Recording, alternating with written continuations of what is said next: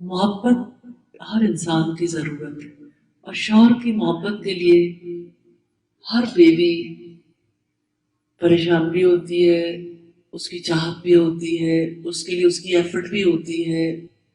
عام طور پر لوگ یہ سمجھتے ہیں کہ جس وقت ہم شوہر کی محبت کے لیے بنے سنورے گھر کا خیال رکھیں، بچوں کا خیال رکھیں یا فیملی کا خیال رکھیں تو شوہر کی محبت مل جائے گی، تو ملنی تو چاہیے اتنی ایفرٹ کے بعد، لیکن ضروری نہیں ہے، کیونکہ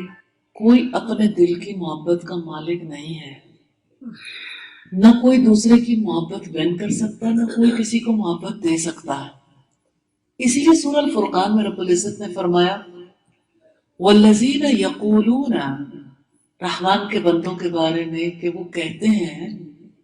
ربنا ہب لنا من ازواجنا، اے ہمارے رب ہمارے رشتہ ازدواج میں محبت پیدا کر دیجیے۔ وہ محبت اللہ دیتا ہے، رب دیتا ہے،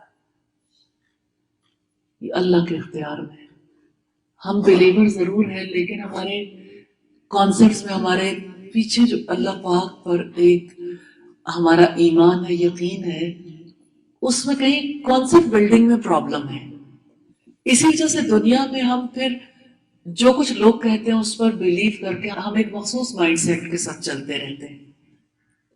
تو اب دیکھیے کہ شکر اللہ تعالیٰ کا کہ محبت اس کے اختیار میں ہے،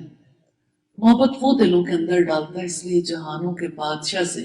محبت کے مالک سے محبت مانگنی چاہیے، اور اس سے محبت مانگنے والا نامراد نہیں رہتا، وہ محبتیں دیتا ہے،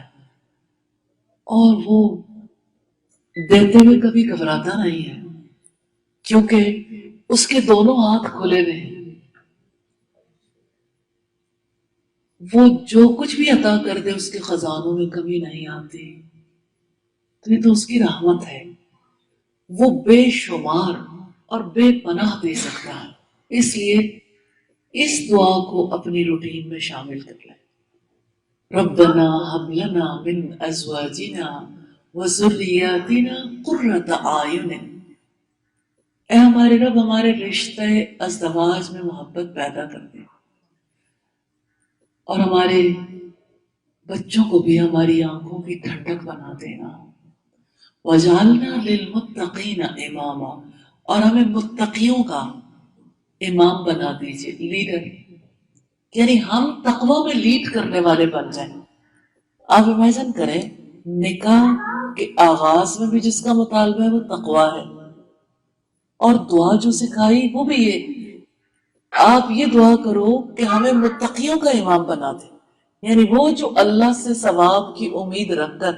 اس کی اطاعت کے کام کرتے ہیں، اور اس کے عذاب کے خوف سے بچنے کے لیے اس کے روکے سے رک جاتے ہیں۔